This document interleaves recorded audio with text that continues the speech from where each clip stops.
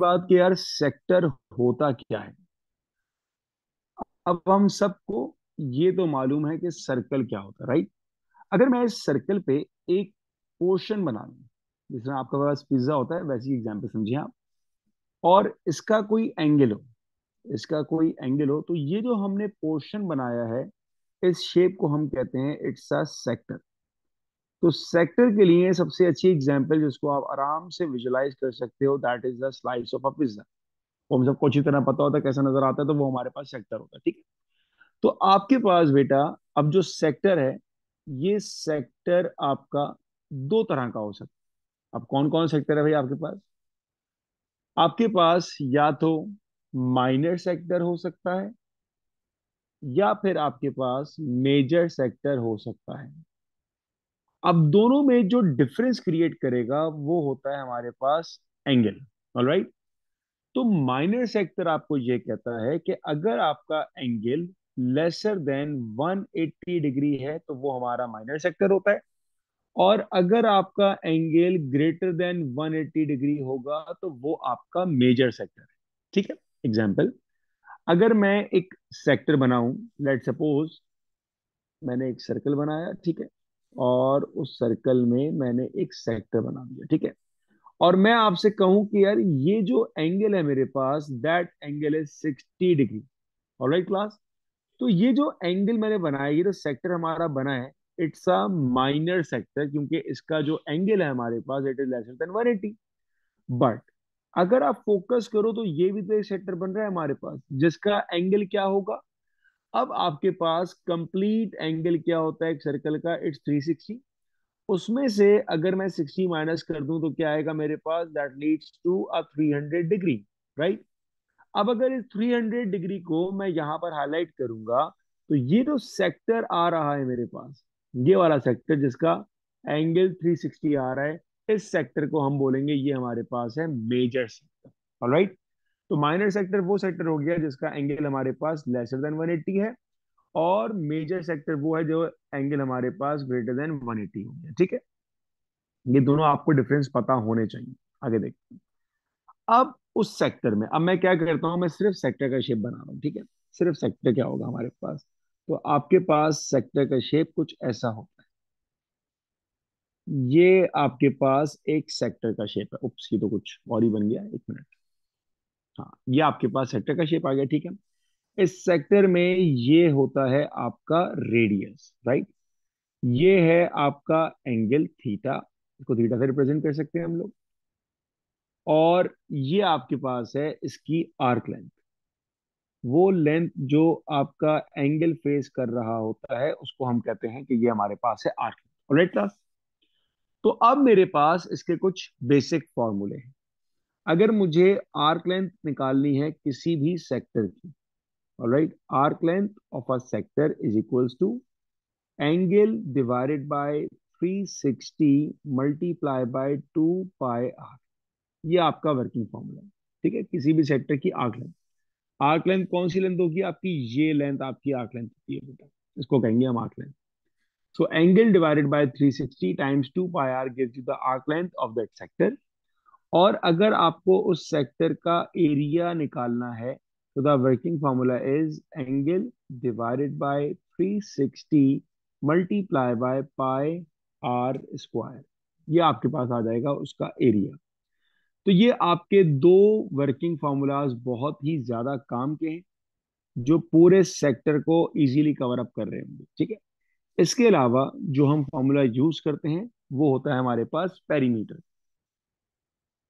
Perimeter का मतलब क्या होता है ये हम सबको अच्छी तरह पता है, that perimeter is sum of all sides, right. ये हमारी जनरल डिस्क्रिप्शन होती है। Perimeter is sum of all sides या फिर लेंथ। तो अगर आप एक सेक्टर को देखो, तो उसमें जो आपका पेरीमीटर होगा वो क्या होगा? उसमें रेडियस आ रहा है, उसमें रेडियस आ रहा है, और उसमें आपके पास उसकी आर्क लेंथ भी तो आ रही है। तो the working formula for a perimeter is 2r plus arc length. ये आपका वर्किंग फॉर्मूला आ गया किसका? It's a working formula for perimeter of a sector. Alright. अब अगर आपके दिमाग में सवाल आया है कि यार ये तो सेक्टर जो फॉर्मूले हम लिख रहे हैं ये माइनर है कि मेजर है, तो मजे की बात ये है कि माइनर हो या मेजर हो आप इसको कहीं पर भी यूज करते हो। ये दोनों माइनर मेजर के लिए आपके सेम फॉर्मूलाज होते हैं। ठीक है बेटा। तो ये आपका पहला पेज हुआ जिसमें हमने फॉर्मूला डिस्कस कर लिए। अब हम इसकी कुछ एग्जाम्पल से डिस्कस करते हैं ताकि हमें पता लगे कि ये फॉर्मूला हम कैसे अप्लाई करें। Alright, so let's take an example first. Let's suppose कि ये मेरे पास एक सेक्टर आ गया। ठीक है। और इसका जो एंगल है हमारे पास, that angle is let's suppose 80 degree, right. और इसका रेडियस हम ले लेते हैं 5 centimetre. Alright, and we need to find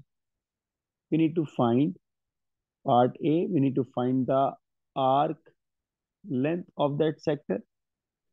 Part B, we need to find area of that sector. And part C, we need to find the perimeter of that sector.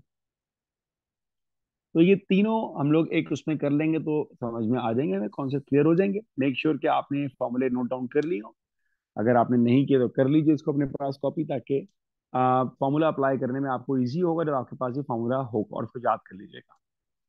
ठीक है बेटा। अब देखें इसको अप्लाई कैसे करते हैं। ठीक है। So we are going to begin with the first part. We need to find the arc length of that sector. सबसे पहला काम आप फॉर्मूला लिख दें। Formula says angle divided by 360 times 2 pi r. और अब आप जस्ट इसमें वैल्यू प्लेस करें। एंगल हमें दिया हुआ है क्वेश्चन में, it's 80 degree, divided by 360 times 2 pi, and the value for radius it's 5। और अब इसको कैलकुलेट करना हमारे लिए बहुत ही ज्यादा आसान हो गया। ठीक है बेटा। कैसे करेंगे अब आप देखें। सिंप्लीफाई करते हैं इसको। That leads to 80 multiply by 5 multiply by 2 and multiply by pi लेंगे 3.142। तो आपका जो न्यूमरेटर होगा इट्स 2513.6 डिवाइडेड बाय 360। डिवाइड किया आपने 360 के तो ये आ जाएगा 6.982। डेसिमल के बाद 2 डेसिमल प्लेस तक आपने अपना आंसर देना होता है। So that is a value for arc length of a sector. ये आपके पास सिंपल सा पहला आंसर आ गया जो कि काफी इजी था। ऑलराइट, आई होप के समझ में आ गया होगा आपको। आर्क लेंथ के बाद सेकंड जो हमें फाइंड करना है, इट्स अबाउट एरिया। तो एरिया का सबसे पहले आप फॉर्मूला अप्लाई कर दें। Area equals to angle divided by 360 times pi r square. और अब आपने क्या करना है, ज्यादा कुछ नहीं करना, सिर्फ वैल्यू प्लेस करनी है। एंगल आपके पास 80 divided by 360 times pi, radius आपको पता है 5 स्क्वायर। और अब इसको सिंप्लीफाई करते हैं। 80 मल्टीप्लाई बाय 5 का स्क्वायर 25 मल्टीप्लाई बाय 3.142। आपका न्यूमरेटर आ जाएगा 6284 divided by 360। So you got 17.45। 17.45 unit इसका होगा हमारे पास सेंटीमीटर स्क्वायर, क्योंकि ये एरिया है। आर्क लेंथ का होता है हमारे पास सिर्फ सेंटीमीटर। ठीक है। तो ये आपके पास आ जाएगा आपका area of that sector. Clear है बेटा। आई होप कि ये दो पार्ट आपको क्लियर हो जाए। सेक्टर में आपके पास इस तरह के बेशुमार सवाल हैं, चाहे आप पास पेपर देखें चाहे आप बुक देखें। पार्ट सी में आपको फाइंड करना था पेरीमीटर। और पेरीमीटर के बारे में ये बात हम डिस्कस कर चुके थे। Perimeter is sum of all sides. तो एक सेक्टर में साइड हमारे पास कौन कौन सी है, 5 आ रही है, ये 5 होगी तो ये भी 5 होगी। और इसके अलावा आपके पास एक आर्क लेंथ भी तो आ रही है बेटा।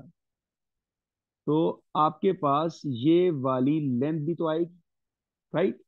तो इसका पेरीमीटर क्या बनेगा, perimeter is r plus arc length. तो आर क्या है आपके पास, 5 प्लस 5 प्लस आर लेंथ कितनी है मेरे पास, निकाल चुके थे हम 6.98। तो 5 प्लस 5 10 प्लस 6.98 इट 16.98 सेंटीमीटर। ये क्या है आपके पास, ये आपके पास इस सेक्टर का पेरीमीटर है। राइट। तो ये काफी इंपॉर्टेंट लेक्चर था सेक्टर के बारे में। अगर आपको सेक्टर का आकलन निकालना हो, एरिया निकालना हो या पेरीमीटर निकालना हो, तो ये एक बेसिक नॉलेज आपके पास होनी चाहिए, how to find out these three things. ये काफी दफा पूछा जाता है। आई होप को समझ आ गया होगा। इसके आप प्रैक्टिस क्वेश्चन ट्राई करें, आपका मेन कॉन्सेप्ट सेम रहेगा, फॉर्मूला आपको पता होना चाहिए। फॉर्मूला कैसे अप्लाई करना है ये हमने इसमें डिस्कस कर लिया।